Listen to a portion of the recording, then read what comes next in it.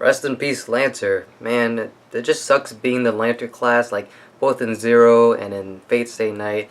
It just sucks being Lancer, think about the Lancer class, like, the Lancers that we've seen so far, both in Zero and Fate Stay Night, is that they're, like, the best bros. Like, in Zero, he was full of honor and all this good stuff, and then, like, in Fate Stay Night, he's just a good bro, and I feel like this is the only way both Nasu and Yorobuchi or Butch, or, anyway, the author of Zero and the author of Fate Stay Night is the only way to get rid of them is for them to commit suicide because they're such good characters. Literally, they get the short end of the stick, pun intended.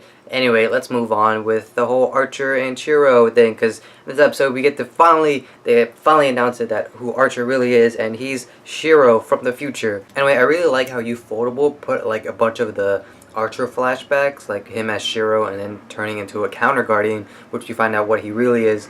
And he's pretty much just like the janitor of the world, just cleaning up like after humanity. It'd be like, oh, you're gonna hurt humanity? Well, you're dead. And we finally learn why Archer wants to kill Shiro. That being so, like, if he kills Shiro, that way he doesn't end up being a counter guardian and just stopping the process. Because even if like Archer can kill himself, but due to the fact he's already like quote unquote dead, he's gonna be resummoned sooner or later, just clean up the world. And it's just a big ideology clash. Like, Shiro here, he still wants to save everyone to the best of his ability and be a hero of justice like he promised Kiritsugu.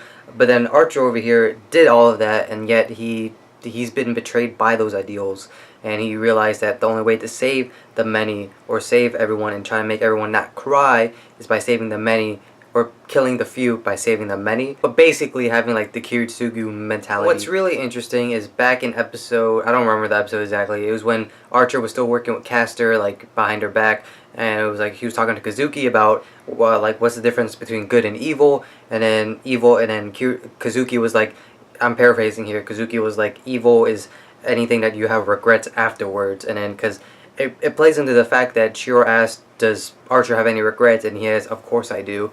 And then the thing about Shiro is he's like, if I was you, or like if I was doing what I was supposed to do, I wouldn't have any regrets. Alright, so let's look at this at a realistic standpoint. Now, I'll probably be disliked by, like, all the official, like, hardcore Fate Stay Night fans, international Fate Stay Night fans who just, like, don't understand people's opinions, but that's besides the point. Alright, so Fate Stay Night takes place in 2004, early 2004, like, around February, around that time. So, just going off of, like, what I found on the internet, being that the population in 2004 was roughly about 6 billion, like 6.5 billion people. And Shiro is only one guy. He doesn't have super speed like the Flash. He's barely good at magic. Like, he can only do the projection magic, and that's the only thing that he mastered. And thing is, like, he can't do any other magic because his circuits can't like do it.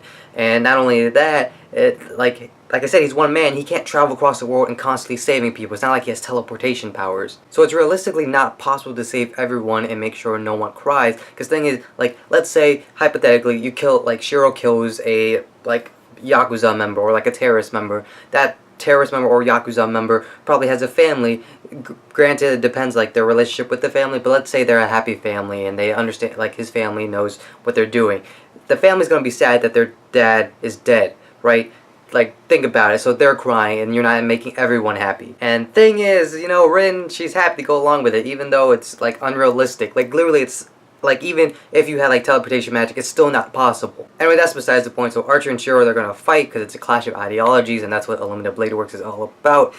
But, the thing I don't understand is, so Archer's from the future, right? He's a future Shiro. He's been training more. He has more practice with, like, projection magic and all that good stuff, and so shouldn't he wipe the floor with Shiro? Because it's one thing for Shiro to be like a walking plot armor and just being like main character, so he can't really lose in any situation, because like Shiro should be dead by now, but he literally has plot armor inside of him. And thing is, Shiro, like, in the span of Fate Stay Night, like, I'm pretty sure it's like the whole visual novel, it takes place within like 2 to 3 weeks. So like, remember, like, back, like he was training earlier with Saber, like towards the beginning of this route.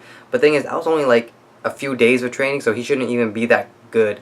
Like, so shouldn't, like, Archer wipe the floor with him? And then Saber there, she's just gonna stand there and watch, even though she should be helping Rin, because, like, I'm pretty sure the only reason why she's there is to make sure that Archer doesn't kill Shiro. I'm pretty sure that's the reason. But the thing is, like, Rin needs her help, and Rin is her master now, so, you know. But we also get to see some flashbacks with Saber, why she wants the Grail, and we learn her identity, or at least I hope you did. I'm pretty sure I already spoiled it in my past reviews, but the thing is, like, Saber's identity isn't really that important, both in this route and the next route that Ufotable is animating, and, like, if you haven't figured out, spoiler, she's King Arthur, and how can Saber be King Arthur if she's a girl? Well, you know Merlin, you know, her good old pal Merlin. Well, she gives him a penis, or rather, he gives her a penis, and then he takes her semen, and then makes a clone of her, or like technically her child, and makes Mordred, and that's the person you see her stabbing at the end of her flashback. So yeah, it's Nasu stuff. Like, oh, it's really weird. Anyway, Saber's wish was to not be king, and just like make sure she's never king, so like that way Camelot isn't like thrown into chaos again. So that's basically it. Anyway, moving on to Rin. Oh, poor Rin. She has to deal with Shinji. Anyway, Shinji wants to rape Rin and just be an asshole pretty much and be a creep. And the thing about Shinji I don't understand is that, like, at school, he's the one who gets all the girls. Like, he's the harem master at the school. And I don't know why, and I don't really understand that part. But anyway, Lancer comes in, knocks his ass out, and we find out that Kirei is alive, and he's the one who killed Rin's father back in the Fourth Holy Grail War. And thing is, I don't think that's important in this route. Or rather, it is important, but thing is, like, it doesn't really make a big difference to the story, because Tokiomi, Rin's father, doesn't play a part inside of Fate Stay Night. Like, he doesn't play a part whatsoever. Like, the only thing about him is that we know that he's gone from Rin's life, and that's why she was raised by Kirei.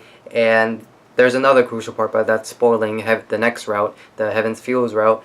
But, like, that's it. Like, he doesn't really play, like, anything crucial. It's not like he is, like, a zombie or anything like that, or he's, like, a different servant, or he became a servant, or anything like that. So, like, the reveal doesn't really do anything, especially, like, if you watch Fate Zero, you already knew that, and it's just that Rin didn't know that. And then, you know, the whole... And so Kirei is going to use Rin as the vessel, since, you know, Ilya's dead, so they can't use her as a vessel, but they still have the, like, her heart, so they're going to stick that inside Rin, but Rin doesn't need a heart, so he asks Lancer to do it, but Lancer's like, nah, I'm too good of a guy. You do it yourself, or you make the command seal do it for me. And he makes the command seal kill Lancer, or kill himself. Poor guy. I believed I hit everything, but if I didn't, let me know down in the comments below. My grade for the episode, I'm going to give it an A, even though this episode was very slow paced because of all the dialogue that they needed to shove in. Thing is, like, even though this episode was slow paced, like there's only, like, what I think, like, 2 more crucial moments within the rest of the route, and that's about it. The route's over. So, and the thing is, we're only, what, on episode 19, so they have, like, 5 more episodes to go. So I don't know where they're gonna get, like, the rest of the stuff. I guess they're gonna do, like, an epilogue or stuff like that. I mean, even the last episode is an hour long, so I don't know where they're gonna get the rest of the content. I'm pretty sure Ufotable is gonna put some new anime only stuff within inside the anime, and probably stretch a few scenes out, I guess, and probably just, like, stretch the ending, like the epilogue ending that they have. And that's about it. But, like, for the most part, like, there's only, like, 2 more crucial moments, and then bam, we're done. Or 3, but, like, the third one's part of the second one. Anyway, that's about it. With all that being said, I hope you guys enjoyed this review, and thanks for watching. But don't forget to leave a like if you think the video deserves it. Subscribe to my channel if you like what you saw and you haven't already, and I'll see you guys on next time. So until then, bye.